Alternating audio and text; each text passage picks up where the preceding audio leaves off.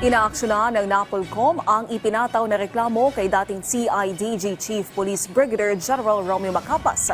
Kaugnay sa umunoy pagpigil nito sa pag-usad ng kaso ng mga nawawalang sabungero. Si Ryan Lesigue sa sentro ng balita. Wherefore, premises considered, the motion for preventive suspension filed by complainant Elakim T. Patidongan is hereby granted.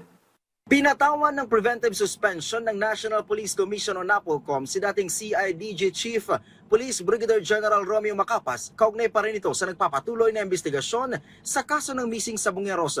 Ayon kay NAPOLCOM Vice Chairperson and Executive Officer Attorney Rafael Calinisan, 70 araw ang ipinataw na suspension sa general noong August 14 nang magsumite ng kanilang reklamo ang tinaguriang whistleblower na si alias Totoy at ang kapatid nito na si Elakim sa NAPOLCOM. May kaugnayan daw ito sa pagmamalabis na ginawa ni Macapas para pigilan ang pag-usad ng kaso sa missing sabungeros.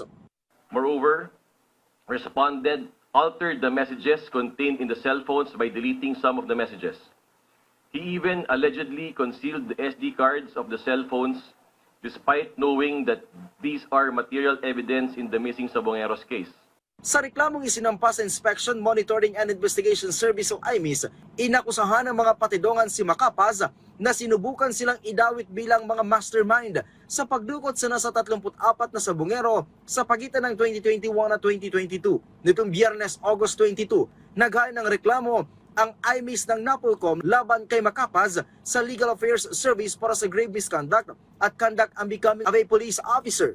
That the charge is serious or grave and the evidence of guilt is strong, or there is evidence to show that the respondent exerting efforts to harass, intimidate, coerce, or unduly influence the complainant or his/her witnesses into withdrawing the complaint or retracting the sworn statement against the respondent or to tamper with the evidence.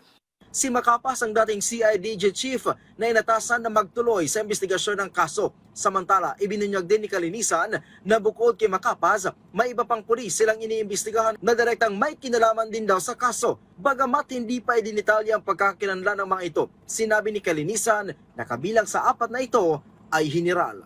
Mula dito sa Campo Crame, Ryan Lesigue para sa Pambansang TV sa Bagong Pilipinas.